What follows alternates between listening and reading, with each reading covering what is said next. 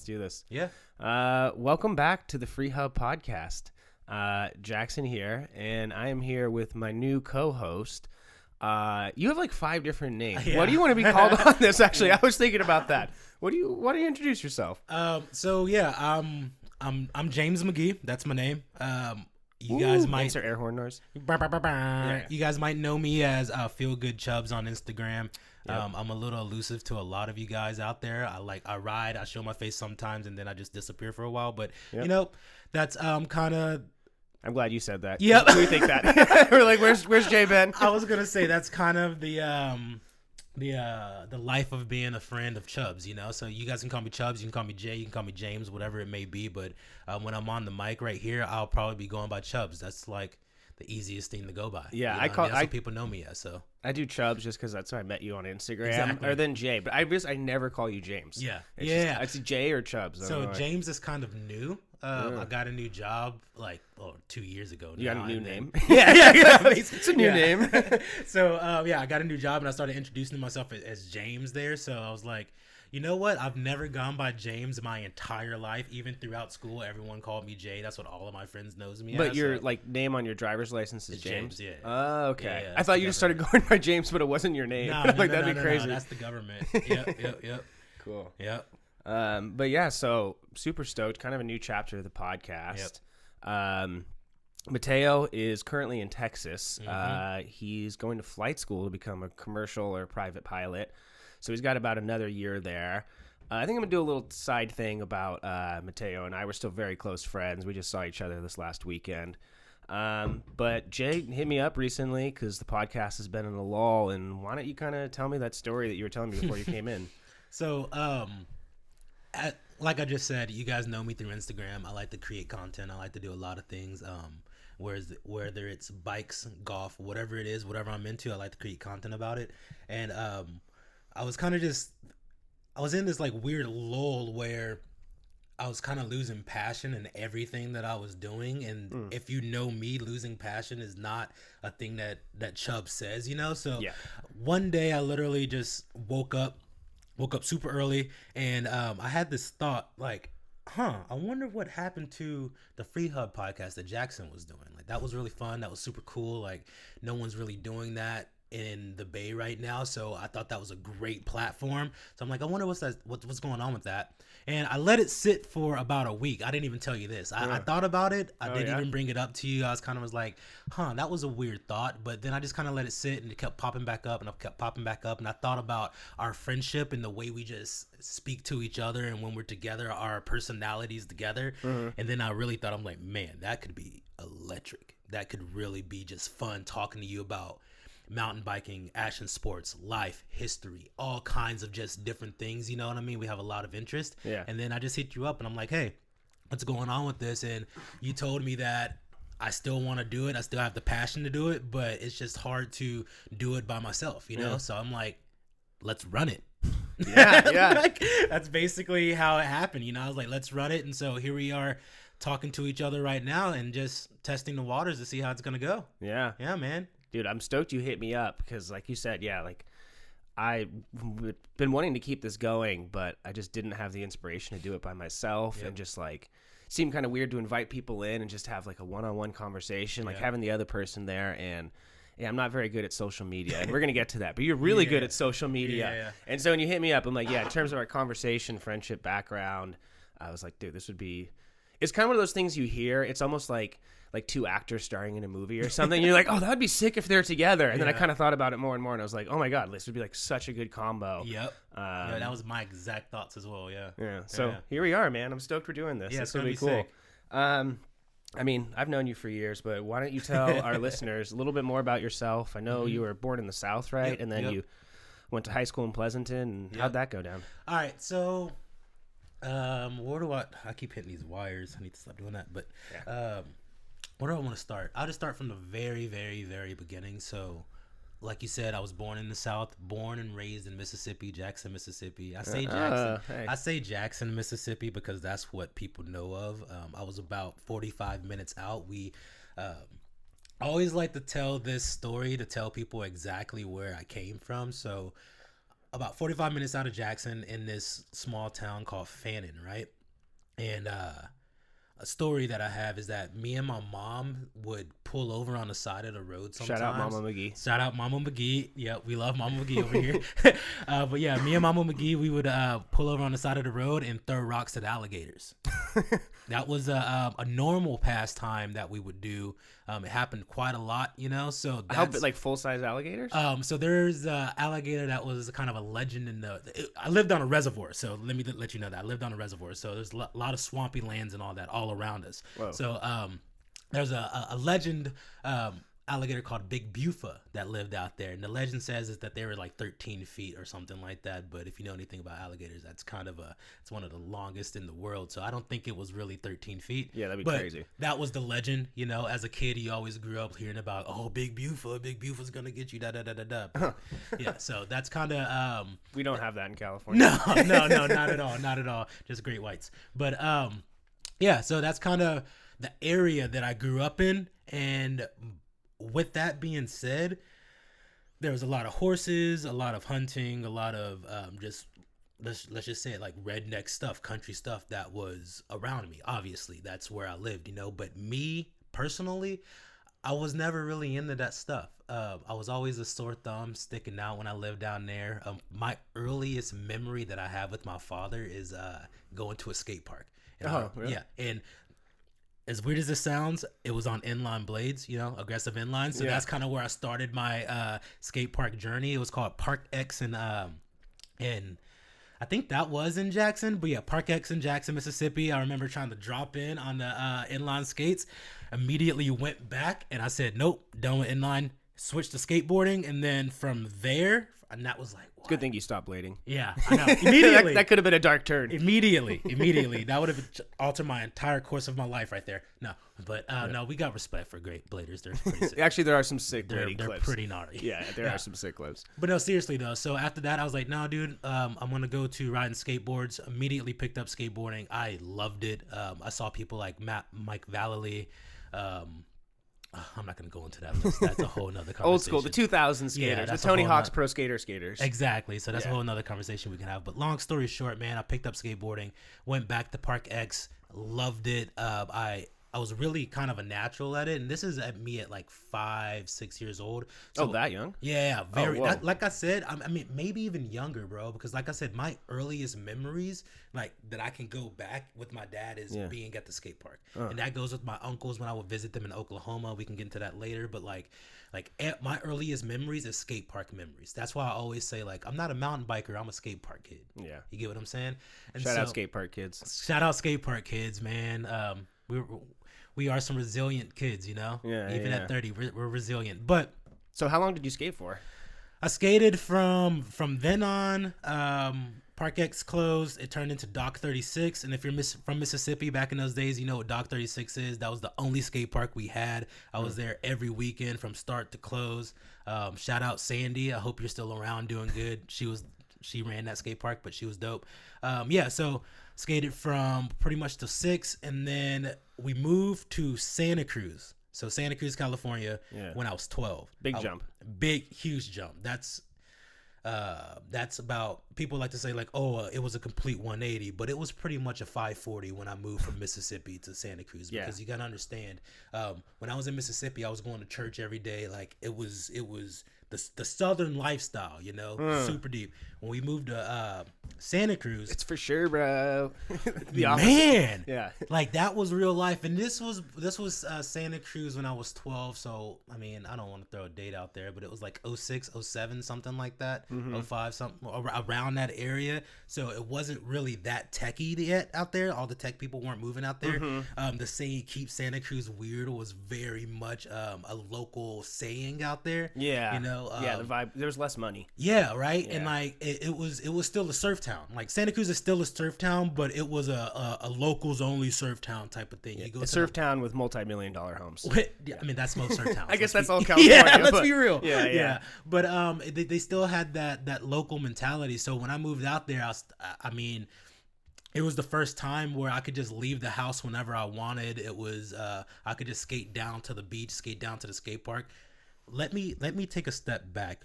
and give you the point of view of a kid coming from Mississippi. That I lived on a dirt road, and then all I saw was just fields and woods. And like I said, we only had one skate park. So when we first went to Santa Cruz before we moved out there, we went there and Rocket Power was on my TV 24/7. It was that time. I loved Rocket Power. Like I said, I was a sore thumb in Mississippi. So when I moved to Santa Cruz, you get to the boardwalk, it's like literally Rocket Power. Brother. Oh my goodness, man. So I was there, and like, you know, if you watch Rocket Power, you know, they had the boardwalk and then they had Madtown Skate Park right under the boardwalk. Yeah. They went down this huge hill to get there. And if you were in Santa Cruz back in those times when Fun Spot was right next to the water, right next to the boardwalk, and you had a big ass hill to go down to get to Fun Spot, I was like, dude, this is a video game. I'm in a cartoon, right? Oh. Never ever even like I saw Lords of Dogtown. I saw that movie when it came out when I lived in Mississippi, but I'm like, bro, that's a movie. That's a make believe place. Yeah. That these places don't exist. Then I saw it with my own eyes, and I'm like, yo, this is crazy. And we were only there for a weekend, so I went home back to Mississippi, mundane. What's next? Yeah. You know. And my mom was like, hey, how do you feel about moving to California? And I was like, are we moving to Santa Cruz? She's like, yeah. I'm like, oh, let's go. So, right before Christmas, like 2 weeks before Christmas, we moved out there. So you said you were like 12? Yeah, I was 12. I was 12. 100% 12. I was in 6th grade. We moved out there. I immediately met friends. That's just kind of the natural life of James Magee. I'm kind of a social butterfly, so I immediately met friends at the skate park. Children have literally come up to you and asked you for help and come up and started talking to you before. You're a magnet sometimes for people. It's funny. It's kind of the natural life of me, and I love that. I love that I have that magnetism, you know. So that's why we need you on the pod. Yeah. But that's a different conversation. We can have that's a conversation we'll have when I go to talk about me and you meeting, because our gravitational pools, man. That was crazy when that happened. Yeah, but it's a funny story. Yeah, but just to wrap this up, moved to Santa Cruz. I was there from 6th grade to 8th grade. Skated every single day. All of my friends skated. I could like name some people that are doing real good stuff in skateboarding right now, but we won't go into that. But like those are who I hung out with.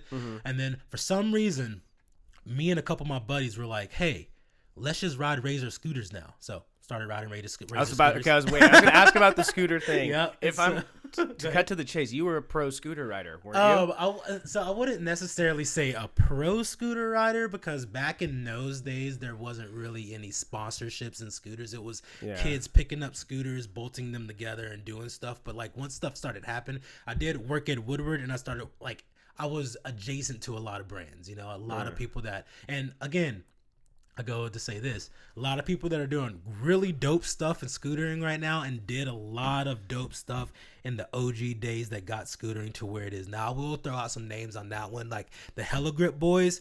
Shout out to them. They're OGs in the scooter game, and I'll be the ones that said that it wouldn't be what it is now without them throwing jams like the Hyphy Jam back in 2008 in San Francisco, where they brought scooter riders from around the world to San Francisco to ride legendary skate spots. I mean, Hubba Hideout. We rode the Clock Tower. That's what we call it in BMX. What's the Clock Tower? Embarcadero. Yeah, we rode Embarcadero. We rode why am I forgetting all these spots? 34th and Mission, is that what it is?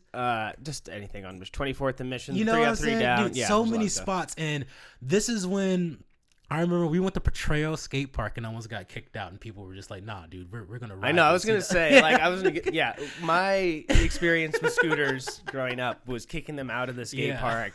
And then we had one crew who knew, they came in and they started doing backflips and then tail whip backflips.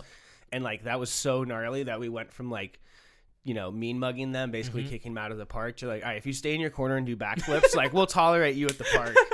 So it's funny to hear. I didn't realize like there's this whole big culture around it. Like, you know? Man, it goes deep, and like obviously we could talk about that later, but it goes really deep. A lot of like, scooter kids are tough, man. A lot of people don't like to think about it, but scooter kids are tough, mentally tough, and they do big stuff because they feel like they have to prove themselves at the skate park. Yeah, they're definitely the most bullied of all the action sports. More than rollerblading. Yeah, definitely. Yeah, let's just be real. So, started riding scooters. I'm still in Santa Cruz, and like I said, this is when you would bolt bars to make your bars wider. You would do hot glue guns to make your wheels stick, like make your wheels maintain a little bit longer. But right then, I moved to Pleasanton. My mom got a new job. So we moved to Pleasanton, and if you know what Pleasanton is, that's the suburbs, So that's the suburbs. Yep. And shout out to Mama McGee, because I loved growing up in the suburbs. I'm gonna be 100% honest with you. The burbs. Yeah, I loved it. And then I came out there. Immediately, what do? My comfort spot is the skate park. So I moved to a new place, and I'm saying, hey, can I go to the skate park? So that's where I went every single day. Which park? Val Vista. Val skate Vista. Park. I knew it. Val Vista. Val Vista skate park. Shout out to the Val locals. I love you. You're all still really good friends of mine. The Val Vista locals, we are still very, very, very tight to this day, and I will stand by this, that whatever a Val Vista local wants to get on, we will be pretty good, and that's any wheel sport. I don't care what. I will argue to death.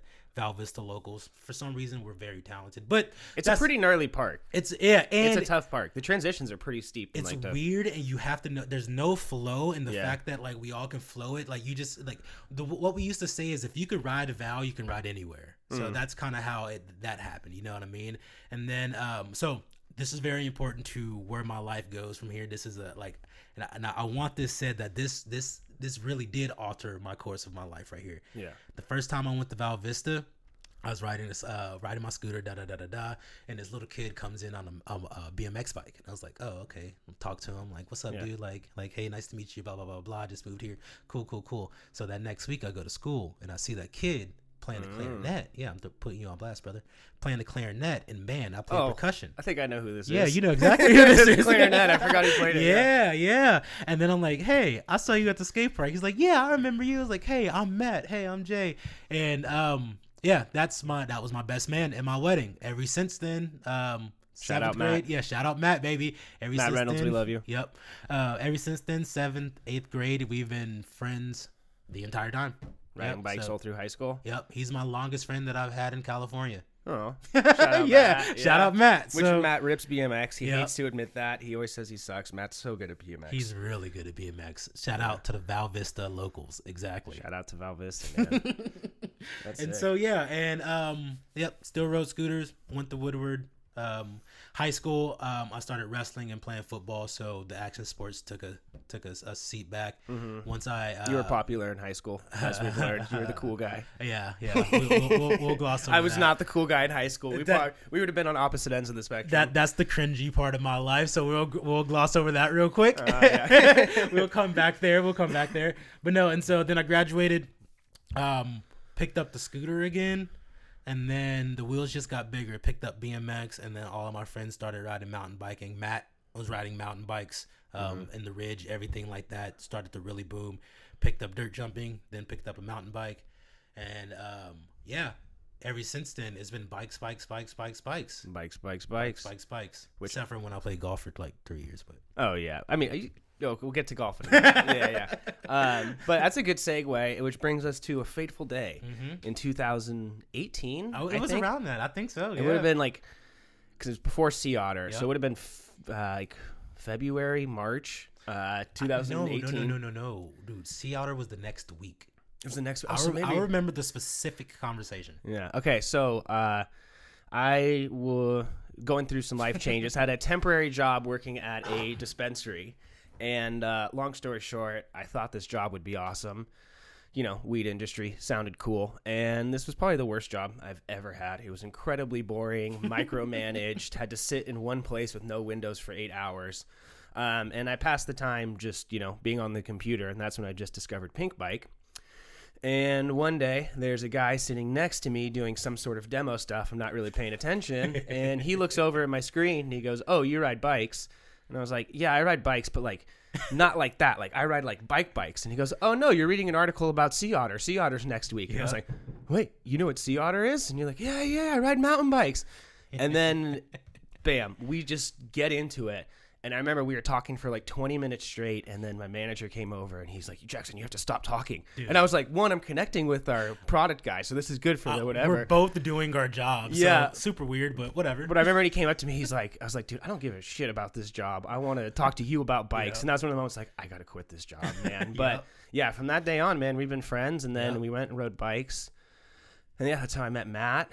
And another legendary spot in the Bay Area. We went and got pretty gnarly. It was pretty fun. So which spot?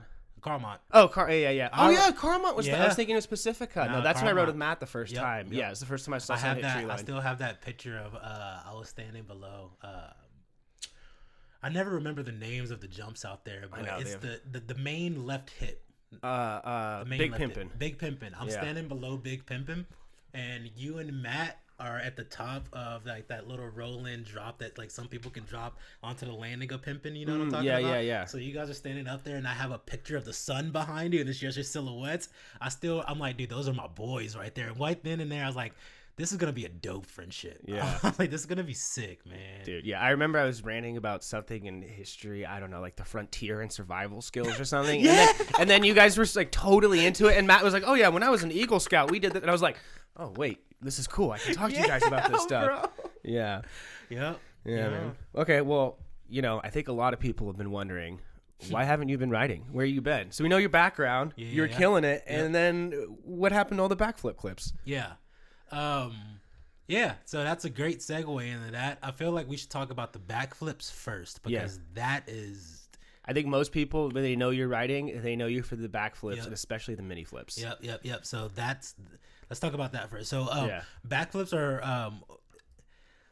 I learned them on scooters first, and then once I learned them on scooters, I really thought to myself, like, I could take this to any discipline that I wanted to, so I started trying them on anything. To golf?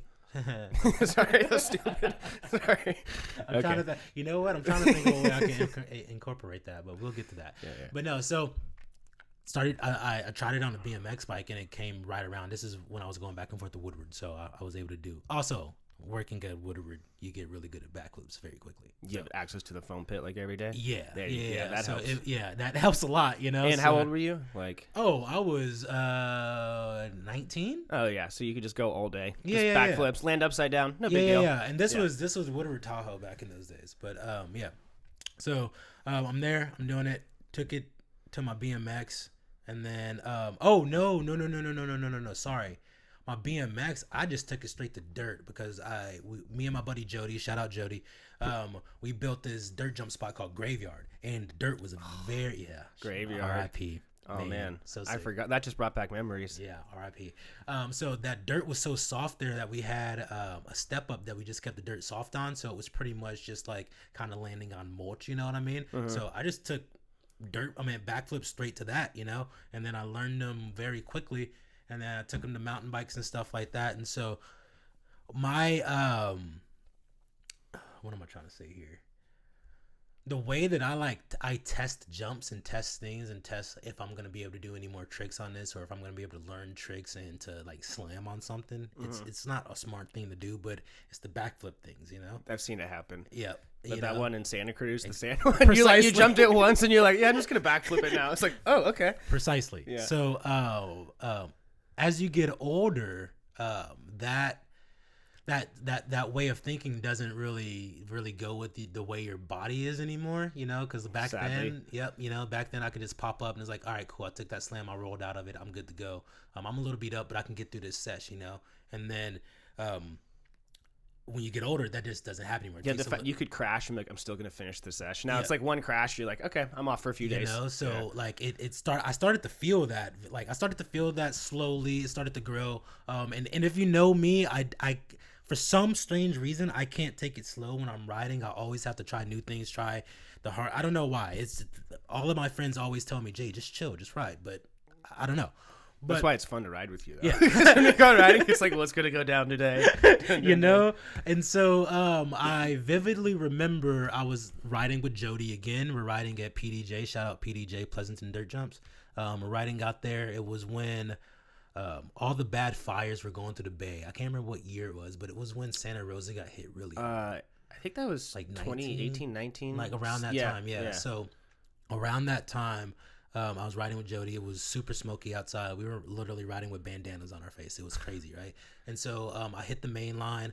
I made it through the main line of the big jumps, and then I go through the berm, and I'm on my way to on the return line. Everything's easy, as easy as pie. You know, you don't have to think about it, which is what you never want to do. Yep. So I'm going through the main line, and I'm about to hit this little step down, kind of like set up jump thing. And then I don't remember this. This is what Jody tells me. He tells me it looked like I literally jumped and threw my bike like away from me, but I tried to like push into the lip, and then the sand under it, it was pretty dry, you know? And so my bike slipped out from under me, but he said it looked like I literally threw my bike and then jumped to my face and slid down the ramp. Oh. Yeah, so that's what he said. I obviously knocked myself out. I was on the ground for a little bit snoring.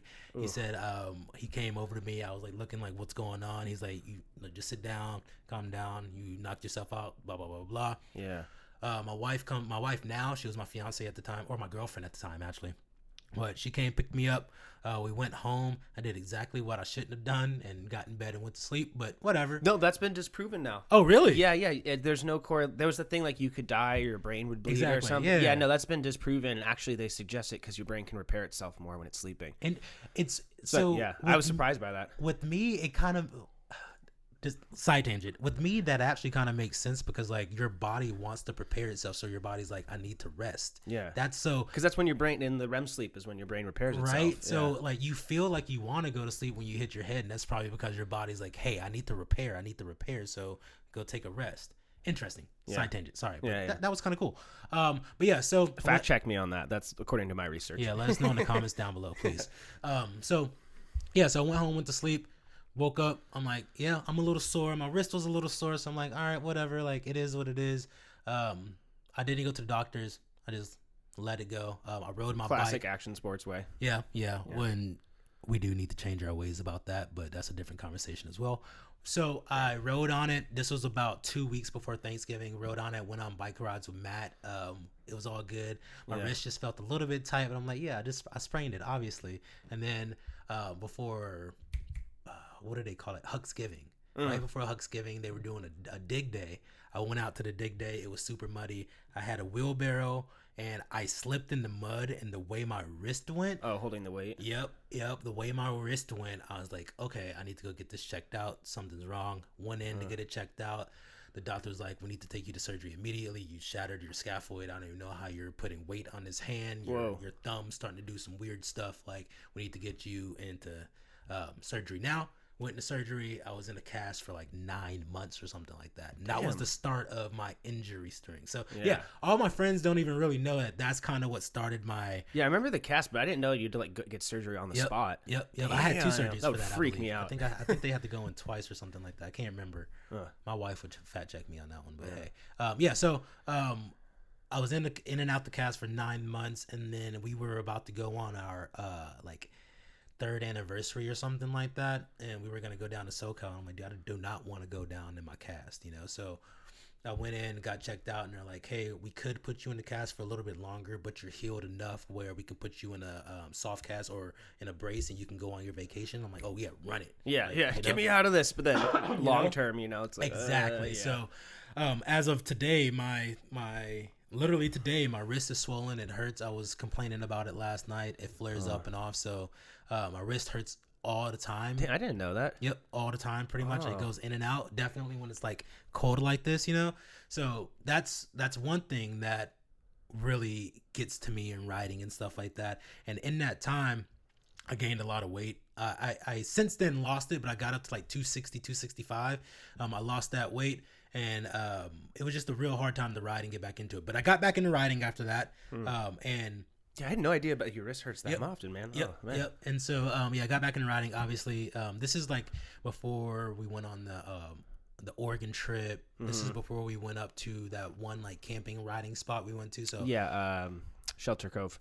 Shelter Cove. Yeah. So this is before all of that. So like I did a lot of riding in between that, but this was still Chubbs being Chubbs, sending things, slamming, getting up, keeping riding and stuff like that, not letting myself heal. Yeah. And long story short, it got to me, you know what I mean? It caught up to me. I broke my ankle years ago, like literally twisted my ankle around riding scooters years ago, and that's really been giving me a lot of problems lately. Where it just hurts. I still have my plates in there, so maybe I can go in and get the plates out. Who knows? But yeah, then you get to do all the surgery and recovery from that. You know what I'm saying?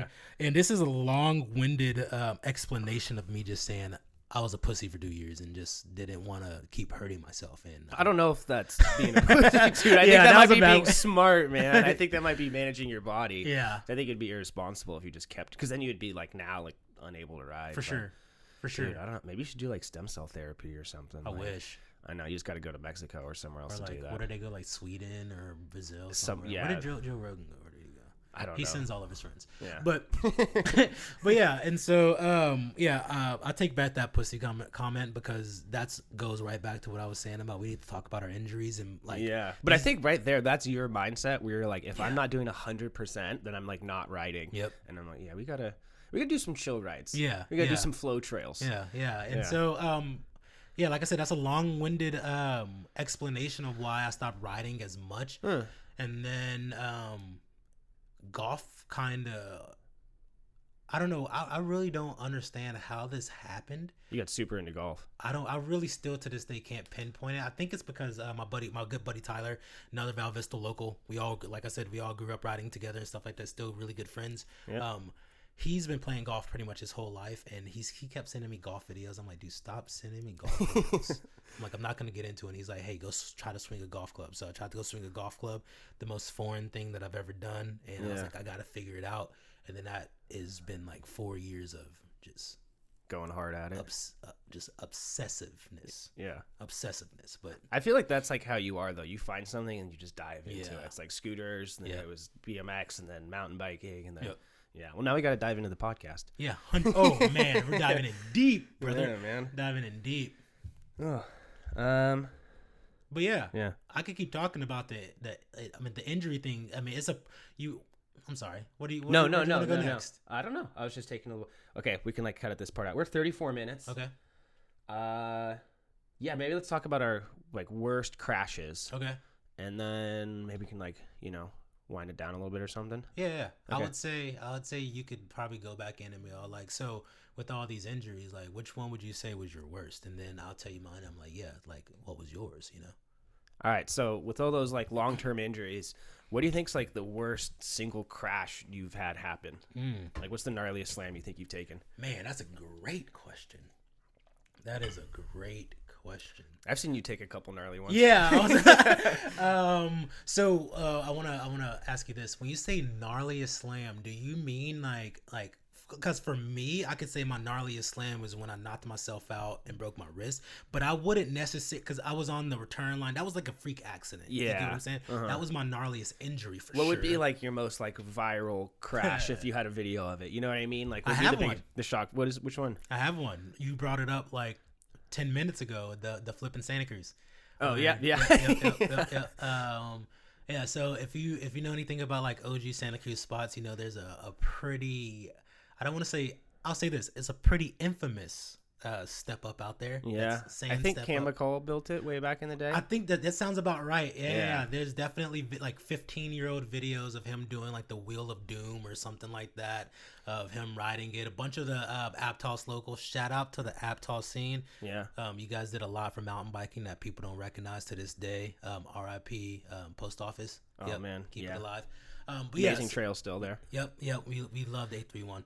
But yeah, so I was on that sand step up, like Jackie said. I hit it like maybe once or twice, and then I was like, all right, it's go time to flip it. Yep. I hit the step down. I got squirrely on the step down, and the whole run up is literally just hard packed sand. Yeah. So it's really hard to get a good line, hard to keep your speed up, but you got to just send it, So I hit the step up, got squirrely.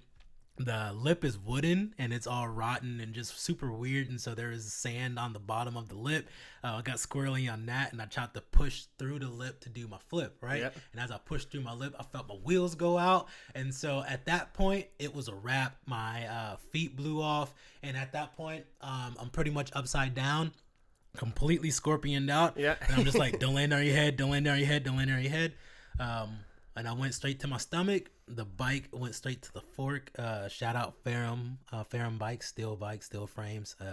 That thing held up. Yeah, I got right back up and sent it again. I know, yeah. Okay, we should insert the clips right now. It's on my YouTube, so like we should play those two right now. So yeah. And then you landed it after though, didn't you? Yep. I got back up and I sent it again, hit it again, and rolled out of it. I cased it really bad, but who cares, honestly? You rolled away from the backflip. I was with the boys. The hype was real, man. We got really hyped. I literally hit it. This is all I remember. I went upside down. I'm like, bro, just bring it around. And at a point, everyone who does backflips, they know, like, pretty much when you pull off the lip, you know if you're gonna make it around or not. Yeah. So in the air, I was like, oh my goodness, I'm doing it, right? And so I landed, and then I cased it. I'm like, I cased it. But then I came around a corner, and I just hear Jackie go, what? Oh my god! Oh yeah, Oh, and dude, I forgot it got on GBN. Yeah, Global Mountain Bike Clip of the Day. I forgot. Yeah, and the guys like the cameraman said, "Oh my god," or something. Yep. Yeah. So yeah, that was pretty. I forgot epic. about that. Yeah, man. So that was pretty epic. I say that's probably my gnarliest slam because that's a big one. Yeah. I hit really hard. My bike took an incredible smash, but it was perfect. Nothing was wrong with it. Again, shout out Ferrum Bikes because that was insane. Yeah. But then I got back up. The boys were there. They dusted me off. They're like, bro, I think you got that. Sent it again, rolled out of it. And then, we got to have beers and tacos after, most likely. Yeah. That was sick. That was such a fun day. Yeah, that was a good one. What would you say is your worst slam? Because I can think of one that I think you might. I know. When you asked me that, I was like, wait, were we both together for our worst slams? I think we were. That's not a good sign. I hope so. Yeah. It's on my YouTube, but we had a sick Caramont sesh years ago. Probably one of my best days ever on the bike. Hit all these new jumps, was feeling so confident. And what's it called? Long dart. Matt was hitting long dart, and it looked chill, and I'd pretty much everything that day, and I was feeling good, feeling strong. And so I remember I told Matt, I was like, for better or for worse, I'm just going to trust you with my life and do exactly what you do. And I don't think my jumping skills were up to par because as soon as I took off the lip, I started nosediving, and it was immediate. I was going to be pretty messed up. And then you can see in the clip, as soon as I land, my front wheel tacos and immediately untacos again, which is kind of crazy. Crazy. Yeah, and I did full over the bars, but I got super lucky because where I landed, I caught the transition of the landing and rolled with it, which then allowed my bike to flip over me, not land on me, and allowed me to roll off some of the momentum. And I'm just gonna let you know now from a perspective point of view, I was on top of that drop again. You have the clip. You're like, oh no. Oh my goodness, that was. I can only imagine how slow it was for you because those few seconds were the slowest few seconds. I was like, dude, this is not gonna be good. I saw you flip, and from my point of view, I didn't see you catch the transition. I saw you hit the top, flip straight to the bottom. Dude, I got so lucky because I got to the bottom, and I remember thinking like, oh my God, I'm okay. Like I was banged up, but I'm like, nothing's broken. I'm not knocked out. Like I'm good. But then my adrenaline was pumping so hard. It took like almost 2 days for me to stop shaking. That was like the gnarliest, not even from the crash. And that was the week before lockdown, before the pandemic started. Was it? Yeah, I remember because I was kind of recovering. And then the next weekend we went to go ride. And then it's like, oh, the world shut down. And I was like, oh, cool. We can go back to Kike. I can go hit the jumps at Caramont or something. And then that was like, riding every day during COVID. Yeah. But yeah, that's crazy. That was a long time ago. I didn't realize how long ago that was. Too. Yeah, dude. Also, side note, pandemic. I still think of 2020 like last year. That's what I'm saying. Like that was 5 years ago. Crazy. Literally, almost 5 years ago. Close to the day. Yeah. Actually, we're getting to it. It's crazy. 1 more month. Yeah, nuts. Less than that. Yeah. But yeah, so while you were telling that stories, I literally got a full body of goosebumps because I relived that and I legitimately I was like, Jackie, is Jackie okay? And then that one was pretty bad. You got up and you're walking and I'm like, it was one of the first times where like, man, stay down. You know? But you got up, you took it like a champion. You were pretty shaken up. I think that was the end of the sesh. If I'm not. Oh yeah. I was like, if I'm not mistaken. Yeah, we called it after that. Yeah. So that was a gnarly one. And I'll say this too, that was way gnarlier than my back flip. Yeah, I got lucky on that one. That was gnarly. And then I had pretty bad one at Truckee Bike Park. Just we've been riding like North Star the day before, and it was just a fatigue one. And I don't know if it's the lily pad, but the on-off thing, Like you hit the drop in, you hit the first jump, and then you get the on off the wood thing. It's like a whale tail. Yeah, whale tail. Yeah. Yeah. It just same. All my bad crashes have been from nosediving, but just being lazy, I just didn't control my momentum off the lip and basically nosedived onto the whale tail, which wasn't that bad. But I landed on the wood, and then my shirt came up, and then I like scraped my back against the wood. That was super painful. That's brutal. Yeah, actually, at Tahoe, I've had some bad ones, and then North Star too. Tahoe gets gnarly, or I should just say the Sierras in general gets gnarly because we had one, not us two, but in not Auburn. Downeyville. With Matt. Gnarly. Yep. Yeah, we should have Matt. I was just gonna say that. Yeah, we can tell Matt stories. Yeah. So that was a gnarly one too. Yeah. The boys, we've had some pretty gnarly trips, pretty gnarly clips. Yeah, pretty gnarly falls. We got to do another one. Yeah. Oh, yeah. I got one more, just stupid one. Don't ever do this. So it's North Star, end of the day, and my hand pump was just going crazy, and at some point I couldn't even grip the bars, but I still, of course, wanted to ride. So going through like a open section, and I just loosened my grips, like basically just have the grips bouncing within my hands without putting pressure on. Front wheel goes crazy, and then full speed just straight to the ground. And as soon as I hit the ground, I was just like, you idiot. Like, you deserve that. What were you doing not gripping the bike tight at full speed? Yeah. But yeah, I had to go. I went to the hospital for that. I thought I broke a rib, and it turns out it was okay. I don't remember that one. I was by myself, actually. Oh, wow, damn. Yeah, don't do that by yourself. Yeah. I mean, I was at the bike park. Like, there's a crowded day at the bike park, but I'd driven myself there and whatever. Yeah.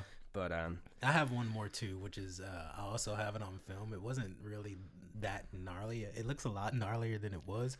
I was at Dirt Road Bike Park in Richmond, which they've been building up a lot. I saw a clip the other day. I didn't recognize it. Yep. So we could talk about that for a second too, if you want. We have time, but so I was at Dirt World, and if you ever been to Dirt World, you know the graffiti wall that's over there. Mm-hmm. I don't even want to call it graffiti wall. That's just the art style. But what they throw up is straight up art. It's super sick, right? But I thought it was a cool idea to take the little bank of dirt and throw some more dirt on there, put a brick, bunny hop into the wall ride, and ride into the bank. Sick, right? Sounds cool. Sounds cool, right? Some Dakota Roach stuff, super cool. But I'm not Dakota Roach, so I jumped up. My tires hit. They hit the wall. Dude, they stuck, and I tried to ride down into that dirt, and my fork just compressed. Oh. And when I tell you that my hands did not leave the handlebars, and I just went straight face to dirt. Oh. I can imagine this exactly. Oh, man. Yeah, I got a good clip of that one, too. Jody was there for that one, too. You just hear him in the background. Oh no! Yeah. That was a good one too. We got some good crashes over here, but hopefully not any soon.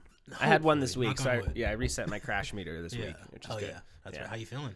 I'm okay now. Yeah, just a little bruise on the leg, but good. I'll be riding by like the middle of this week. Hopefully, that's good. Yeah. Nice.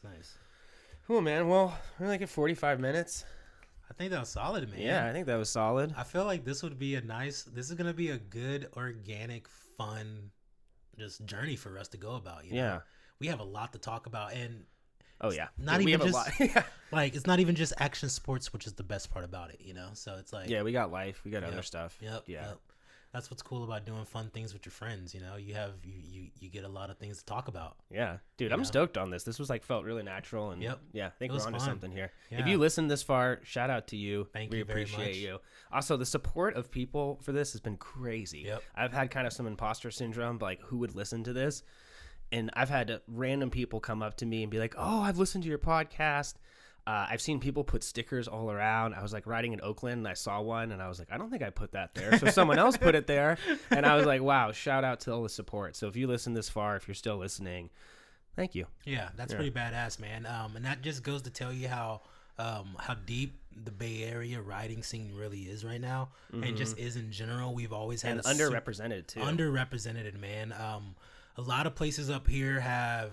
I just think of the East Bay in general. I can think of 4 different trail systems that I could tell you that have all different groups working on those trail systems. And gnarly fast riders. Yeah, man. Like really, really good, So that just, like you said, the support, that just goes to tell you how deep the Bay Area riding scene is. lot of trail builders out there, a lot of riders out there, a lot of people just want to get people on bikes. Yep. I just want to thank you for just giving me the opportunity to push this podcast along and highlight a bunch of these people and a bunch of these trails and what the Bay can offer to the world, you know, in terms of riding and just culture, really. Yeah, man. Dude. It's going to be fun, dude. That was a perfect ending right there. That was epic. It's going to be fun. All right, man. Sweet.